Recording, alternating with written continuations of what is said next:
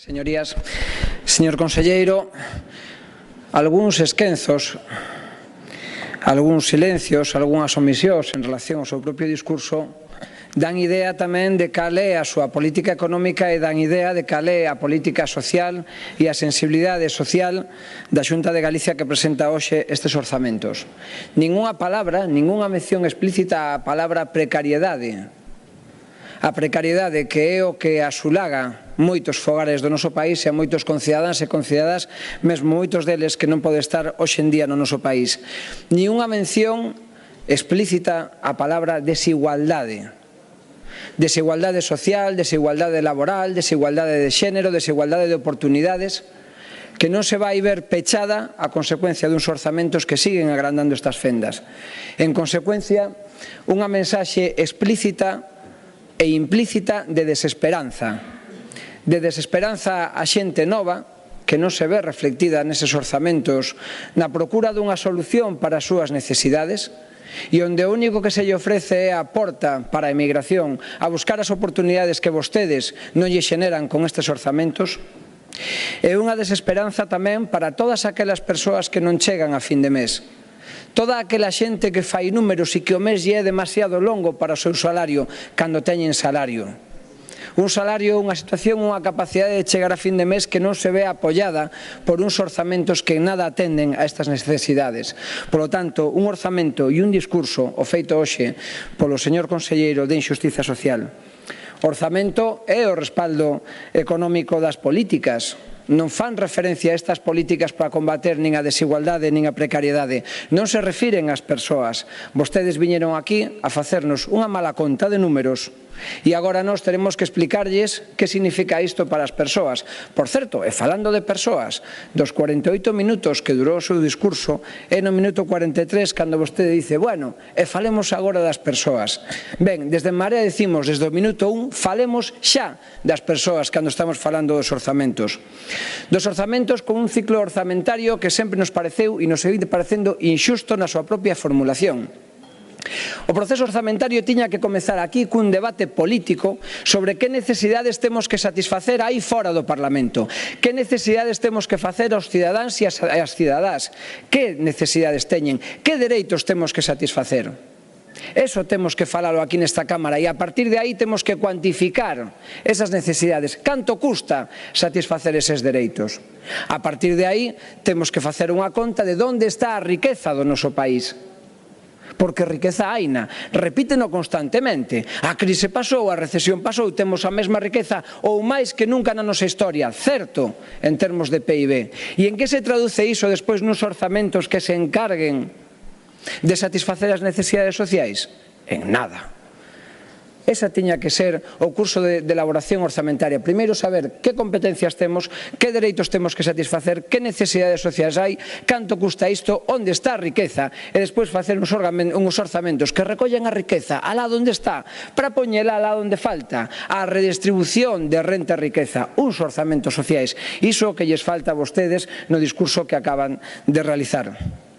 Un discurso que tamén está incompleto en termos políticos porque Marea non vai poder debater aquí todas as súas propostas políticas porque sufriu un veto inicial na mesa do Parlamento a imposibilidade de debater que facer de forma completa co diñeiro das galegas e dos galegos. Efectivamente, por aplicación directa do artigo 135.3 da Constitución Española, non poderemos debatir que queremos facer con parte dese diñeiro que vostede dedica á débeda. Ese diñeiro que vostede dedica á débeda, a devolver uns cartos aos bancos ocasionados por un furado que non ocasionou a xente, senón que ocasionaron as súas malas políticas, non poderemos destinalo a determinados investimentos sociais. Nos quereríamos, polo menos, poder debatir deso, aínda que despois a maioría votase que non, pero queríamos poder formular aquí unha alternativa política e económica que puxese as persoas por riba de Angela Merkel, por riba da devolución dos cartos aos bancos alemáns, por riba das prioridades de outros que non son as prioridades do conxunto da cidadanía galega. E non podemos facelo. Dice vostede, para xustificar a baixada do imposto do patrimonio, esa baixada infame, os patrimonios máis ricos, que fará que aquelas persoas que teñan un patrimonio declarado de máis de 10 millóns de euros en Galicia vayan ter un regalo fiscal pola parte súa de aproximadamente 40.000 euros, con 10 millóns Ben, esa crise pasou, vostede dixo, a crise pasou, por eso facemos esa rebaixa. Ben, pasou a recesión, non pasou a crise, porque para moita xente non volveron os dereitos. E ademais nos quedaron as reformas, entre elas a do 135, que nos impide debatir en profundidade o que nos queríamos facer cos cartos dos galegos e das galegas, que estamos seguros que preferirían investilos en máis profesorado, en máis personal sanitario, en máis e mellor atención á dependencia, e non en pagar os xuros duns préstamos que nunca debemos de ter solicitado se houvese habido outras políticas no seu momento. Señorías, os orzamentos xerais para o exercicio de 2019 presentados pola Xunta consolidan, na nosa opinión, uns recortes do gasto público xa realizados en anos anteriores, en especial no período 2010 a 2014. Esa é a razón fundamental pola que Marea votará non a esta proposta de orzamentos pro ano que ven. A economía galega, ao igual que o conxunto do Estado e da propia Unión, iniciou unha fase alcista do ciclo, recoñecida unanimemente a partir de 2014. Levou unos 5 anos, pero xa o Produto Interior Bruto está por riba do nivel previo á doble recesión, tanto en termos reais como en termos nominais.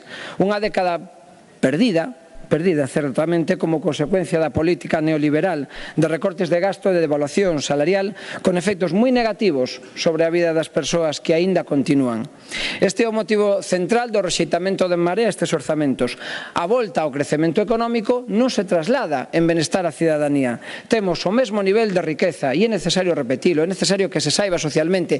Temos o mesmo nivel de riqueza que en 2009, pero esta riqueza está mal repartida, porque a xestión neoliberal da crise provocou unha redistribución da renta en contra da maioría social para beneficiar a élite. Uns poucos se beneficiaron da pérdida de moitos.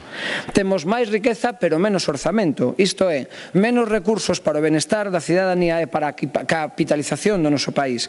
Expresado en valores nominais, por dar algunhas cifras, o cadro macroeconómico que acompaña o orzamento da Xunta estima en 66.000 millóns de euros o PIB de Galicia para 2019. Esta cifra supón o maior do exercicio da historia e supera en 9.500 millóns o de 2009. Sin embargo, a pesar desto, o orzamento do gasto non financeiro para o ano que ven é inferior en termos reais en 611 millóns o de 2009. Máis riqueza, pero menos gasto público. Máis riqueza, pero menos repartida. Máis riqueza, pero menos recursos destinados ás persoas, a financiar a sanidade, a financiar o personal sanitario que nos falta nos PACs, a financiar o profesorado que nos falta no ensino, en Brión, en Portomarín, en Lugo, na Coruña, a protección social, a política de emprego e mesmo investimento. O resultado final é a perda de peso público na economía, medida a través do rateo gasto público PIB. En 2009, a Xunta xestionou o 18,5% da riqueza producida en Galicia e agora vai ser do 14,9%. Un retroceso de 3,6 puntos que supoñen a frioleira de 2.300 millóns de euros. Iso é o que se deixa de redistribuir como consecuencia da súa forma de facer política. Os orzamentos de 2019 en ningún caso se poden cualificar de expansivos, como en algún caso tuveron tentación de dicir, xa que o gasto non financeiro medra o 3,8% en comparación co do 18 e, polo tanto, medra por debaixo do crecemento nominal do PIB previsto por ano 19. É un incremento, polo tanto, para nós decepcionante e insuficiente para recuperármonos dos recortes da fase aguda da austeridade. Son 363 millóns de euros máis, pero apenas serven para ir tapando unha parte mínima dese enorme burato de 2.000 millóns de euros que sufrimos dende o ano 2009. Que o orzamento medre por baixo do que fai a economía supón a continuidade da política de recortes, pero baixo unha fórmula diferente. Na recesión, o orzamento caía en termos nominais e agora medra por baixo do PIB. O resultado é a renuncia a recuperarnos dos recortes e supón tamén ir reducindo o papel do público na prestación de servicios da economía, en definitiva, de redistribuir. Para nós, esta é unha evolución absolutamente inaceptable, porque os recortes se consolidan nos orzamentos, fanse permanentes, cronifícanse. Se despois de 6 anos de crecemento do PIB apenas avanzamos na recuperación de recursos, a pregunta é, cando imos facelo? Imos ver agora onde se deixa de gastar por parte da Xunta de Galicia. As cifras concretas permiten cuantificar o debalo dos recursos públicos. En 2019, a Xunta disporá de 363 millóns de euros máis que en 2018, pero con 2.500 millóns de euros menos que no ano 9. Por iso dicimos que os orzamentos consolidan os recortes, o retroceso na cifra global que se fai máis evidente cando se analizan as diferentes funcións de gasto. Imos repasar con vostede agora as principais funcións de gasto, e na quenda de réplica dirá se sí ou se non. Mira, o gasto en sanidade é inferior en 549 millóns de euros ao de 2009, unha reducción equivalente ao 13% en termos reais. Fáleme en termos reais, non nominais, fáleme en termos reais sobre a cifra inicial. En educación, o retroceso de 413 millóns de euros, o que supón un recorte do 15%. Unha caída aínda maior en infraestructuras, que perden o 48% do seu importe, deixándose de investir 331 millóns de euros. Unha cifra similar en termos relativos tamén nas políticas de emprego. Alegrámonos de que por fin esta vez diga que ten capacidade de incidir no emprego de forma significativa cos seus orzamentos. Pois mire, para ser iso así, a pesar de ser o principal problema da cidadanía, a Xunta vai gastar en 2019 221 millóns euros de menos que en 2009, un retroceso do 46% en termos reais. A política de vivenda, esa prácticamente desaparece en termos orzamentarios, porque se recorta desde 2009 o 66%. A evolución tamén da partida número 71 demostra que a realidade que se agocha tras o discurso propagandístico da legislatura do rural e fai que a dinamización económica perda 151 millóns de euros, o cal supón un retroceso do 32%, un deterioro das políticas cara ao rural que se ve agravada polo retroceso das actuacións e valoración do medio rural, que perde 64 millóns de euros en termos reais sobre a cifra de 2009. O mesmo sucede tamén noutra actividade relevante do sector primario, porque os recursos destinados, por exemplo, á política pesqueira, caen en case 100 millóns de euros, cun retroceso do 49% de novo en termos reais.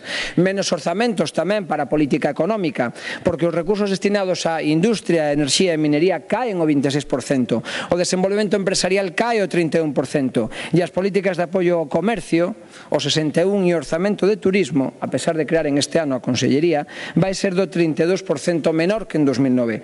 Retrocesos que afectan tamén gravemente a outros eidos non directamente económicos, como sofre a cultura, que perde o 56% dos seus recursos, moitos deles enterrados nese mamotreto que é a cidade do Gallás.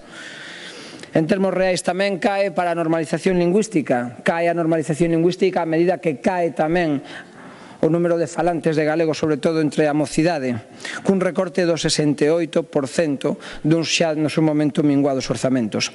É o mesmo que lle sucede ao territorio, porque a función 54 de actuacións medioambientais perde o 65% dos recursos que tiña en 2009, un recorte de 220 millóns de euros, ao que hai que engadir os 43 millóns de euros que se deixan investir na función 52 en ordenación do territorio, que perde así o 73% dos recursos con relación a 2009 en termos reais. Por que insistimos en 2009? Porque está vostede dicindo continuamente que xa temos a mesma riqueza que no ano 2009, a mesma riqueza que antes da crise. Pois ben, queremos uns orzamentos á altura desa riqueza, queremos redistribuir o diñeiro dispoñible, a riqueza que hai no país en función das necesidades da xente, e non nos vale con consolidar a desigualdade para que uns poucos vivan moito mellor a costa dunha maioría social que vive peor. Un recorte social, ademais, que ten unha orixe nunha evolución, e tamén queremos facer fincapé nisto, ver agora na parte dos ingresos por que son estes gastos así, unha evolución de ingresos que para nós é inaceptable. Tanto no ano 2019 como na senda que siguen desde o 15, crecen estes orzamentos por baixo do PIB nominal, o que significa pérdida de peso do público na economía. Impide isto recuperar o nivel de recursos dispoñibles previo á recesión, a pesar de que o PIB xa é superior. As razóns desta negativa evolución son varias, desde logo. O mal funcionamento do sistema de financiamento das comunidades autónomas. Por suposto, estiveron vostedes gobernando 7 anos, 4 deles con maioría absoluta no Parlamento do Estado, non fon quen de solucionar o problema de financiamento das comunidades autónomas, e agora venen a sinalalo como un dos problemas que temos para financiarnos, un inaceptable devalo do Fondo de Compensación Interterritorial e outras transferencias de capital, e isto é para nós o máis relevante en termos políticos, cun papel determinante e relevante da política fiscal aplicada tanto polo Goberno Central como neste caso pola Xunta de Galicia. E hai que dicilo ben claro. A política fiscal neoliberal do Partido Popular provocou a desfiscalización das rentas de capital, dos beneficios empresariais e dos grandes patrimonios.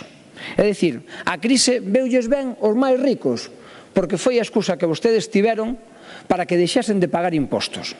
Así de claro, esta deserción fiscal, que non se pode chamar de outra maneira, deserción fiscal dos máis ricos, reduciu os ingresos públicos, pero ademais tamén desequilibraron o reparto da carga fiscal, de forma que a maioría social agora está pagando dúas veces as súas nefastas políticas económicas. En primeiro lugar, porque a maioría social soporta unha maior carga fiscal, esa da que vostedes eximen os máis ricos mediante a súa rebaixa ao imposto ao patrimonio. E ademais tamén volven a pagar as consecuencias porque reciben a maioría social peores servicios públicos e peor protección social. Que é isto para que nos entenda todo o mundo? Que un vai a urxencias, un PAC e non se encontra equipo médico. Eso é no que se traduce na práctica a súa política económica que vostedes nos ven presentar aquí de forma consolidada ano tras ano.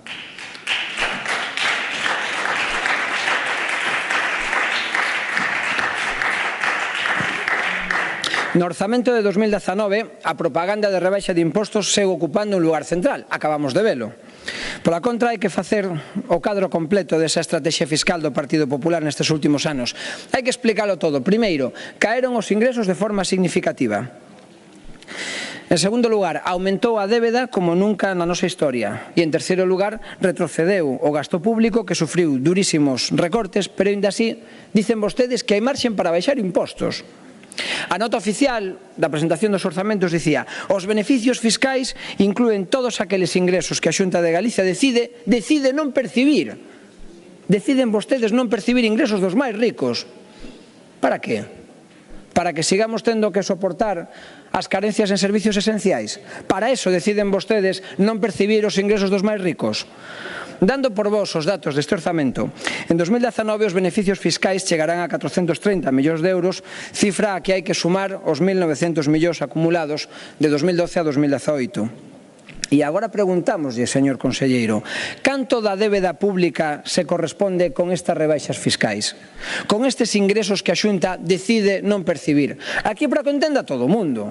Para que entenda todo o mundo, cando vostede lles perdona aos ricos, cando lles fai as rebaixas fiscais, cando lles fai os regalos fiscais, esas dádivas fiscais, os que teñen máis de 10 millóns de euros no seu patrimonio, e dice que baixa os impostos, está os cargando a débeda pública, é dicir, un endebedamento que vamos ter que pagar todas e todos, non agora, sino nos próximos anos. Beneficia vostede a moi poucos no imposto ao patrimonio para cargalo sobre moitos. E está vostede orgulloso desta política económica, desta política fiscal? Esta política fiscal é inxusta, é unha política fiscal que carga sobre os hombros das clases populares os beneficios para os ricos, e isto para nós é absolutamente inaceptable. Hai que preguntarse, e hai que preguntarlle a vostede, que recortes na sanidade e no ensino foron provocados por estes menores ingresos? Porque, e repetímolo, o que non se paga con impostos, págase ou con recortes ou con máis débeda. A política fiscal que se ten aplicado nestes anos e que se segue aquí de forma presente no orzamento do 19 ten un profundo sesgo ideolóxico de carácter conservador, porque reducir impostos sempre beneficia os máis ricos e recortar gasto público sempre prexudica os máis débiles. Esta é a opción, elixir fiscalidade e gasto público para a élite ou para as maiorías sociais, e para vostedes é un claro exemplo dunha política fiscal para ricos, porque a medida fundamental é rebaixar o imposto de patrimonio, isto é, a tributación de persoas que teñen un patrimonio neto de máis de 700.000 euros. O que non se paga con impostos, págase con recortes ou con débeda. E por iso, como consecuencia desta política fiscal, a débeda pública non vai baixar, senón que vai volver subir noutros 238 millóns de euros este ano. E explicamos por qué. O ano que ven a Xunta vai emitir nova débeda por un importe de 1.768 millóns de euros para pagar 1.530 millóns de euros que vencen este ano, certo? Certo, verdad? Ben, esta é a realidade, pedir novos xuros, pedir novos préstamos para pagar os préstamos que vencen. Empregando os datos do orzamento, a función 91, a débeda pública, vai ter unha dotación, a débeda pública, de 1.675 millóns de euros, equivalentes ao 14,5% do orzamento total.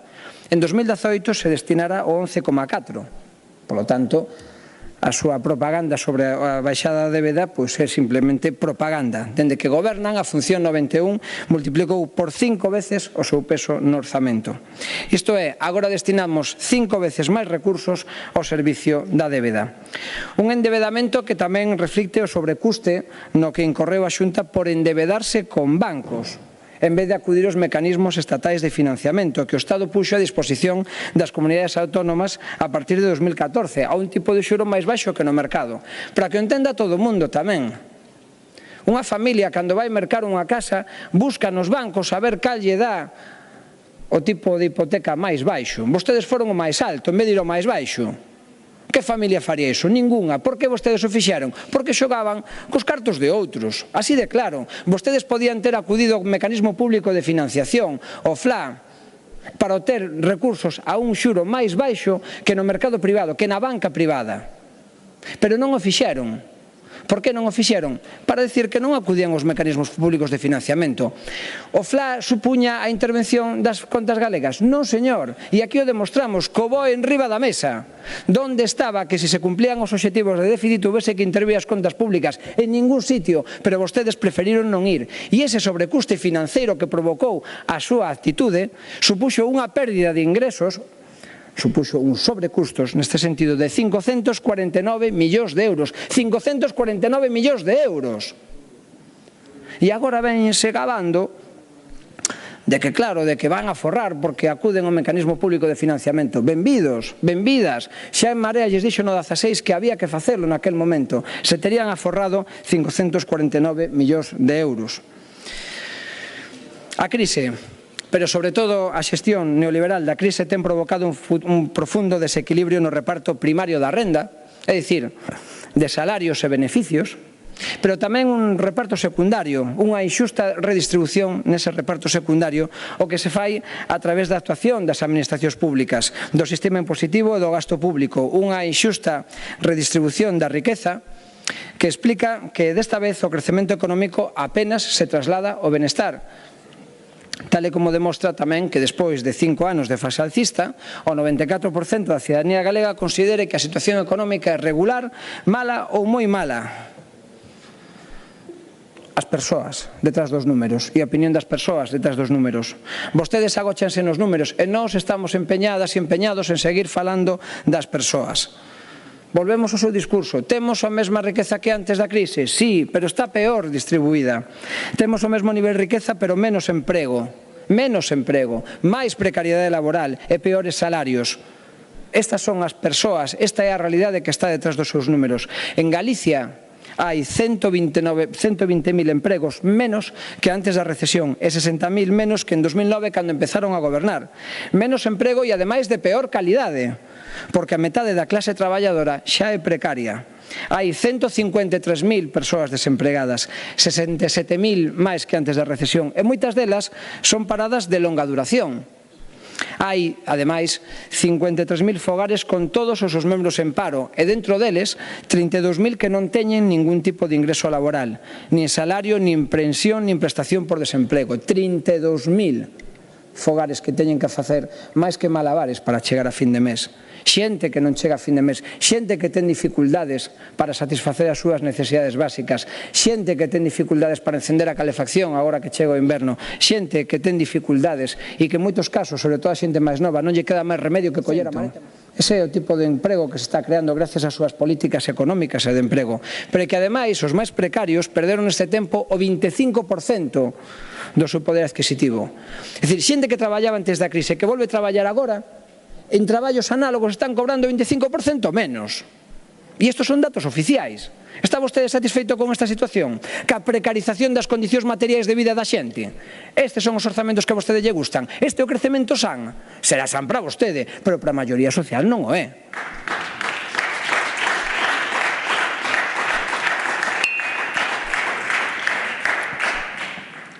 Faremos claro, alrededor de 450.000 persoas asalariadas teñen ingresos por baixo dos 900 euros.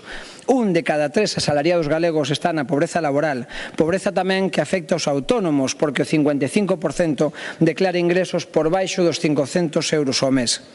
O 44% dos fogares galegos ingresan menos de 1.500 ao mes, sumando os ingresos de todos os seus membros.